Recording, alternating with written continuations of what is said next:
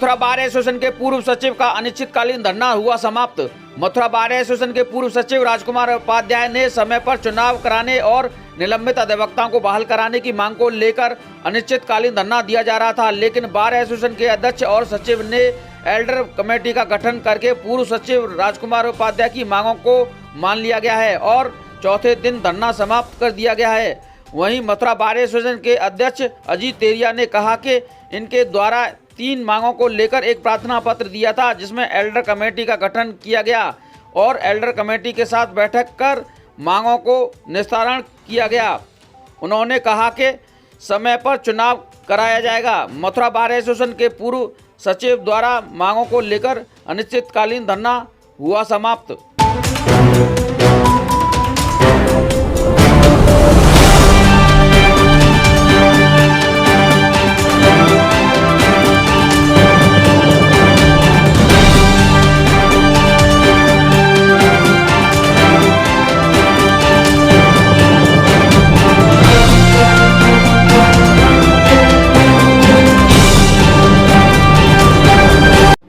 Elders committee का गठन आदरणीय अध्यक्ष जी के द्वारा किया गया था। एल्डर्स कमेटी ने अपनी रिपोर्ट कल ही बार के पदाधिकारियों को दे दी।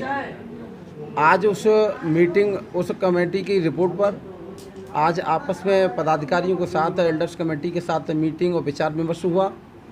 उसके उपरांत बार एसोसिएशन के पदाधिकारियों की सहमति से, अध्यक्ष जी की सहमति से हमारी जो समस्त 3 जो मांगें थीं, जिसमें कि बार एसोसिएशन का वार्षिक चुनाव समय पर 3 सितंबर तक हर हाल में कराया जाए, वो मान ली।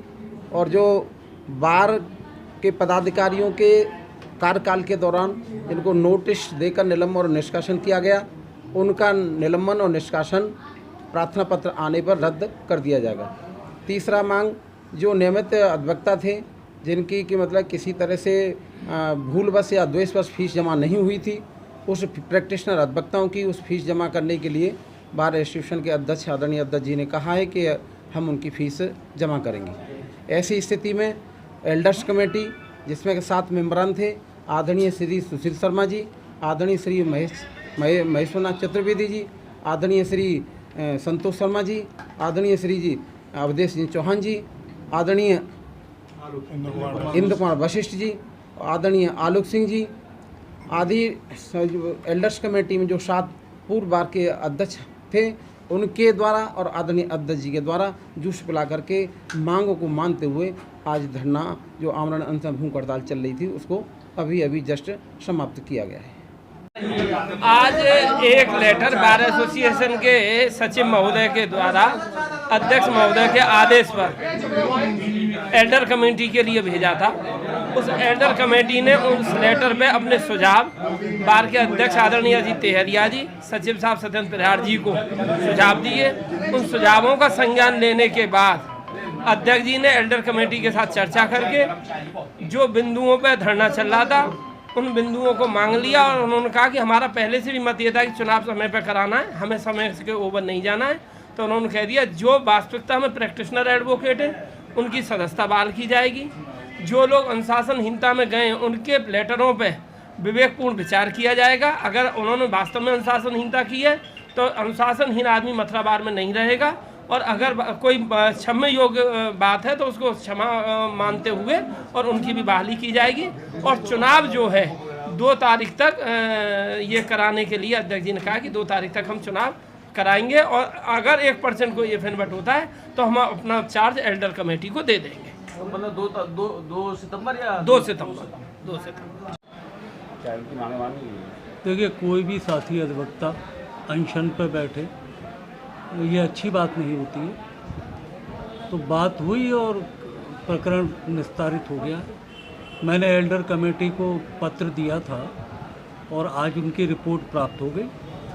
उस रिपोर्ट के आधार पर हमने एल्डर कमेटी के सदस्यों से विचार विमर्श किया और उनका कहना था कि कुछ प्रैक्टिसिंग एडवोकेट रह गए हैं जिनका चंदा अभी जमा नहीं हो पाया है, तो आगामी 15 दिन में उनको चंदा जमा करने का हम पत्र जारी किए दे रहे हैं और आगामी जो भी कार्यकारिणी हमारी होगी उसमें चुनाव कार्यक्रम की घोषणा हम कर देंगे। 3 सितंबर तक चुनाव करा दिया जाए तो क्या?